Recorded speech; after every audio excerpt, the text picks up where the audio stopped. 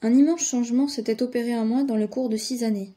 J'étais un homme à peu près semblable aux autres. Les instincts étaient parvenus à s'équilibrer presque avec les affections et les impressions avec le raisonnement. Cette éducation sociale s'était faite naturellement.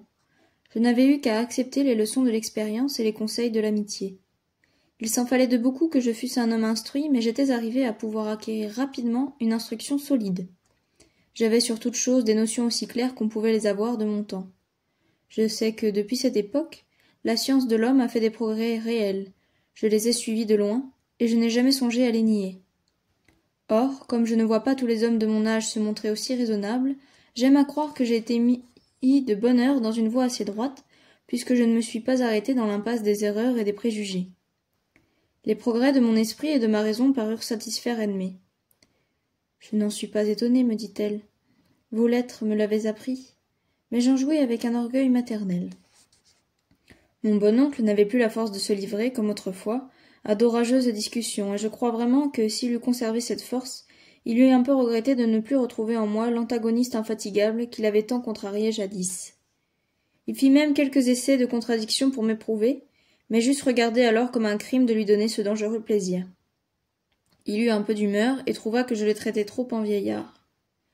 Pour le consoler, je détournai la conversation vers l'histoire du passé qu'il avait traversé, et je l'interrogeai sur beaucoup de points où son expérience le servait mieux que mes lumières.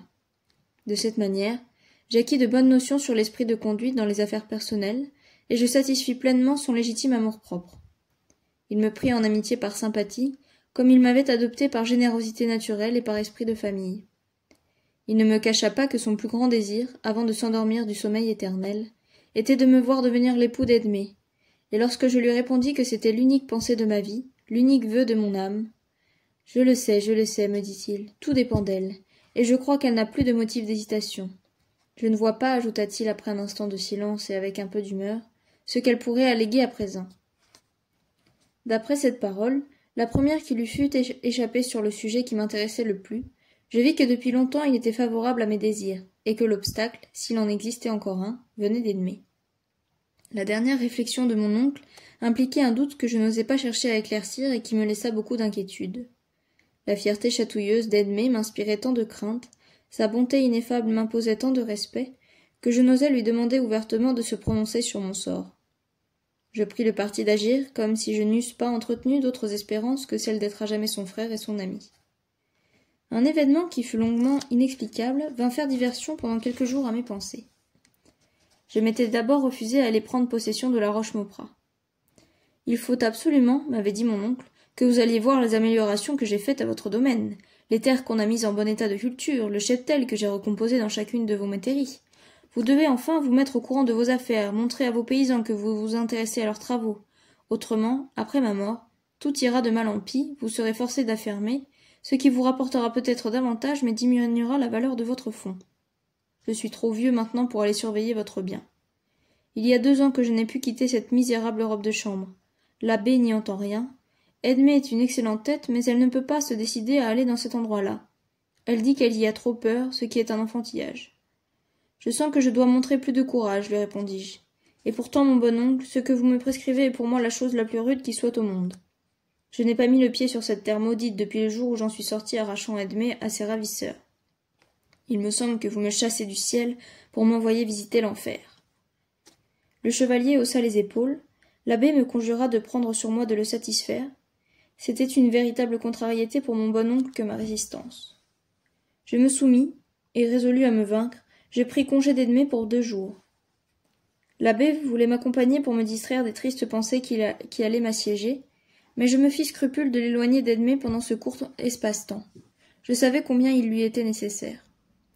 Attachée comme elle l'était au fauteuil du chevalier, sa vie était si grave, si retirée, que le plus petit événement s'y faisait sentir. Chaque année avait augmenté son isolement, et il était devenu à peu près complet depuis que la caducité du chevalier avait chassé de sa table les chansons et les bons mots, enfant joyeux du vin.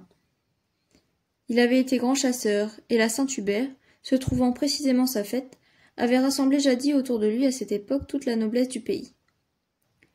Longtemps les cours avaient retenti des hurlements de la meute, longtemps les écuries avaient serré de longues files de chevaux fringants entre leurs stalles luisantes, Longtemps, la voix du corps avait plané sur les grands bois d'alentour où sonnait la fanfare sous les fenêtres de la grande salle, à chaque toast de la brillante compagnie.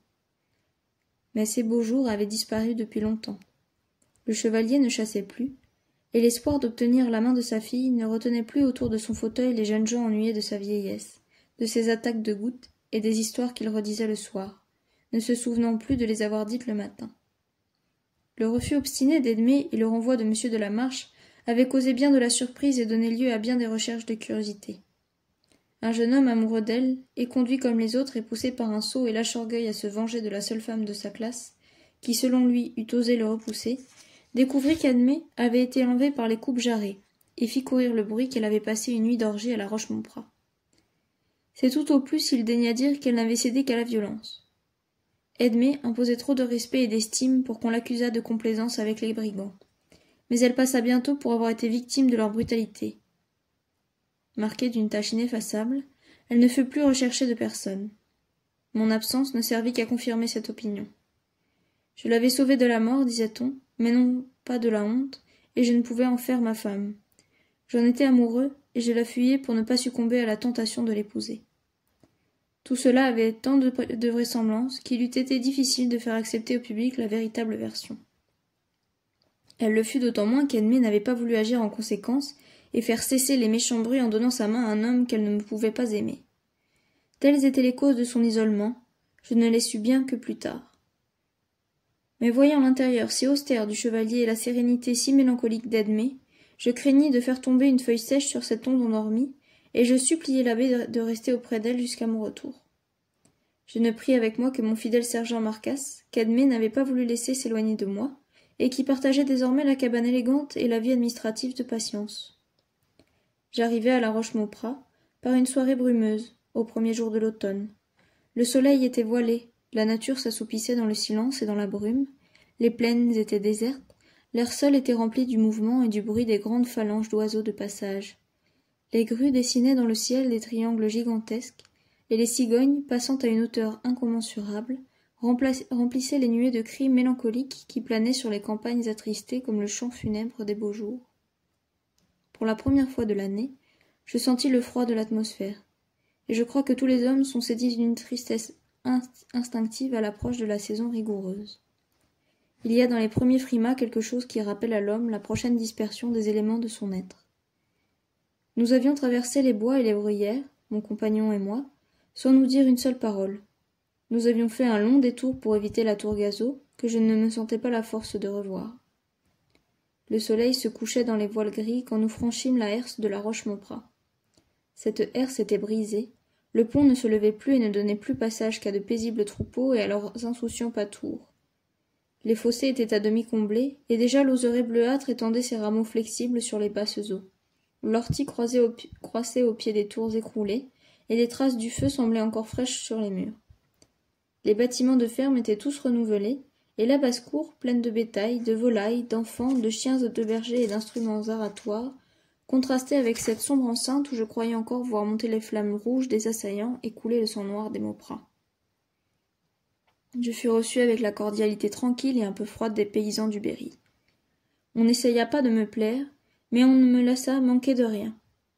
Je fus installé dans le seul des anciens bâtiments qui n'eût pas été endommagé lors du siège du donjon, ou abandonné depuis cette époque à l'action du temps. C'était un corps de logis dont l'architecture massive remontait au Xe siècle. La porte était plus petite que les fenêtres, et les fenêtres elles-mêmes donnaient si peu de jour qu'il fallut allumer des flambeaux pour y pénétrer, quoique le soleil fût à peine couché. Ce bâtiment avait été restauré provisoirement pour servir de pied-à-terre aux nouveaux seigneurs ou à ses mandataires. Mon oncle Hubert y était venu souvent surveiller mes intérêts tant que ses forces le lui avaient permis, et on me conduisait à la chambre qu'il s'était réservée et qui s'appelait désormais la chambre du maître. On y avait transporté tout ce qu'on avait sauvé de mieux de l'ancien ameublement, et comme elle était froide et humide malgré tous les soins qu'on avait pris pour la rendre habitable, la servante du métayer me précéda, un tison dans une main et un fagon dans l'autre. Aveuglée par la fumée dont elle promenait le nuage autour de moi, trompée par la nouvelle porte qu'on avait percée sur un autre point de la cour et par certains corridors qu'on avait murés pour se dispenser de les entretenir, je parvins jusqu'à cette chambre sans rien reconnaître. Il m'eût même été impossible de dire dans quelle partie des anciens bâtiments je me trouvais, tant le nouvel aspect de la cour déroutait mes souvenirs, tant mon âme assombrie et troublée était peu frappée des objets extérieurs. On alluma le feu, tandis que, me jetant sur une chaise et cachant ma tête dans mes mains, je me laissais aller à de tristes rêveries. Cette situation n'était pourtant pas sans charme, tant le passé se revêt naturellement de formes embellies ou adoucies dans le cerveau des jeunes gens, maîtres présomptueux de l'avenir. Quand à force de souffler sur son tison la servante eut rempli la chambre d'une épaisse fumée, elle sortit pour aller chercher de la braise et me laissa seule. Marcasse était resté à l'écurie pour soigner nos chevaux. Blaireau m'avait suivi, couché devant l'âtre. Il me regardait de temps en temps d'un air mécontent, comme pour me demander raison d'un si méchant gîte et d'un si pauvre feu. Tout à coup, en jetant les yeux autour de moi, il me sembla que ma mémoire se réveillait. Le feu, après avoir crié le bois vert, envoya un jet de flamme dans la cheminée, et toute la chambre fut éclairée d'une lueur brillante mais agitée, qui donnait aux objets une apparence douteuse et bizarre. Blaireau se releva, tourna le dos au feu, et s'assit entre mes jambes comme s'il se fût attendu à quelque chose d'étrange et d'imprévu. Je reconnus alors que ce lieu n'était autre que la chambre à coucher de mon grand-père Tristan, occupée depuis, pendant plusieurs années, par son fils aîné, le détestable Jean, mon plus cruel oppresseur, le plus fourbe et le plus lâche des coupe-jarrets. Je fus saisi d'un mouvement de terreur et de dégoût en reconnaissant les meubles, et jusqu'au lit à colonnes enroulées où mon grand-père avait rendu à Dieu son âme criminelle dans les tortures d'une lente agonie. Le fauteuil sur lequel j'étais assis était celui où Jean le Torse, comme il prenait plaisir dans ses jours facétieux à se nommer lui-même, s'asseyait pour méditer ses scélératesses ou pour rendre ses odieux arrêts. Je crus voir passer en cet instant les spectres de tous les Mauprat avec leurs mains sanglantes et leurs yeux hébétés par le vin. Je me levai, et j'allais céder à l'horreur que j'éprouvais en prenant la fuite, lorsque tout à coup, je vis se dresser devant moi une figure si distincte, si reconnaissable, si différente, par toutes les apparences de la réalité, des chimères dont je venais d'être assiégé, que je retombai sur mon siège tout baigné d'une sueur froide. Jean Mauprat était debout auprès du lit. Il venait d'en sortir, car il tenait encore un pan du rideau entr'ouvert. Il me sembla le même qu'autrefois. Seulement il y était encore plus maigre, plus pâle et plus hideux. Sa tête était rasée, et son corps enveloppé d'un sueur de couleur sombre. Il me lança un regard infernal, un sourire haineux et méprisant effleura sa lèvre mince et flétrie. Il resta immobile, son œil étincelant attaché sur moi, et il semblait tout prêt à m'adresser la parole. J'étais convaincu en cet instant que ce que je voyais était un être vivant, un homme de chair et d'os. Il est donc incroyable que je me sentisse glacé d'une terreur aussi puérile.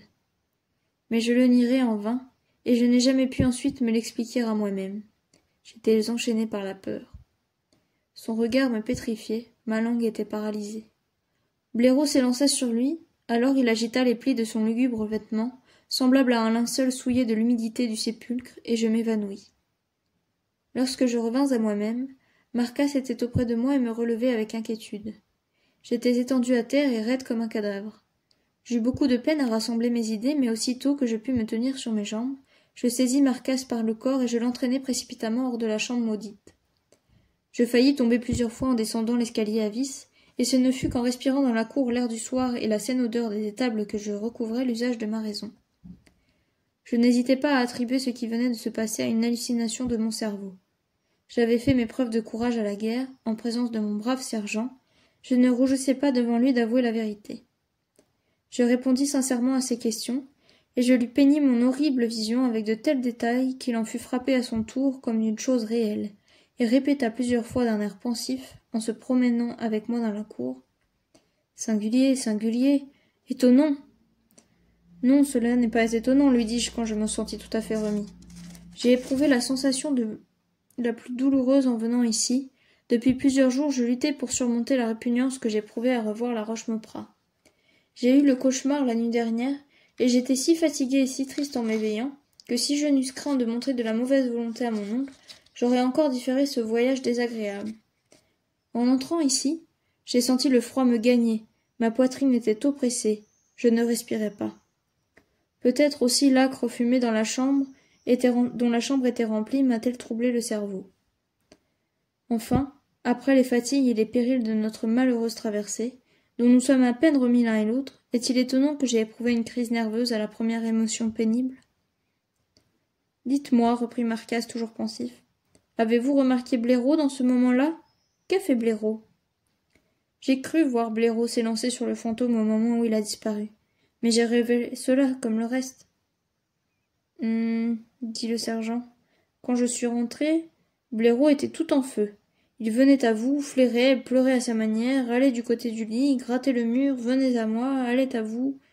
Singulier cela. Étonnant, capitaine. Étonnant cela. Après quelques instants de silence. Pas de revenant, s'écria-t-il en secouant la tête. Jamais de revenant. D'ailleurs, pourquoi mort Jean? Pas mort. De Mauprat encore. Qui le sait? Où diable, pas de revenant et mon maître fou? Jamais. Malade, non. Après ce colloque, le sergent alla chercher de la lumière, tira du fourreau son inséparable épée, siffla Blaireau et reprit bravement la corde qui servait de rampe à l'escalier, m'engageant à rester en bas. Quelle que fût ma répugnance à remonter dans cette chambre, je n'hésitai pas à suivre Marcasse, malgré ses recommandations, et notre premier soin fut de visiter le lit. Mais pendant que nous causions dans la cour, la servante avait mis des draps blancs, et elle achevait de lisser les couvertures. Qui donc avait couché là? Lui dit Marcasse avec sa prudence accoutumée. Personne autre, répondit-elle, que monsieur le chevalier ou monsieur l'abbé Aubert, du temps qu'ils y venaient. Mais aujourd'hui ou hier, par exemple, reprit Marcasse. Oh, hier et aujourd'hui, personne, monsieur, car il y a bien 2 ans que monsieur le chevalier n'est pas venu, et pour l'abbé, il n'y couche jamais depuis qu'il n'y vient tout seul. Il arrive le matin, déjeune avec nous, et s'en retourne le soir. Mais le lit était défait, dit Marcasse en le regardant fixement. Ah, dame, monsieur, répondit-elle, ça se peut, je ne sais comment on l'a laissé la dernière fois qu'on y a couché. Je n'y ai pas fait attention en mettant les draps. Tout ce que je sais, c'est qu'il y a le manteau à M. Bernard qui l'avait jeté dessus. Mon manteau, m'écriai-je, il est resté à l'écurie. Et le mien aussi, dit Marcasse. Je viens de les rouler tous les 2 et de les placer sur le coffre à l'avoine. Vous en aviez donc 2, reprit la servante, car je suis sûre d'en avoir ôté un du dessus du lit, un manteau tout noir, et pas neuf. Le mien était précisément doublé de rouge et bordé d'un galon d'or. Celui de Marcasse était gris clair.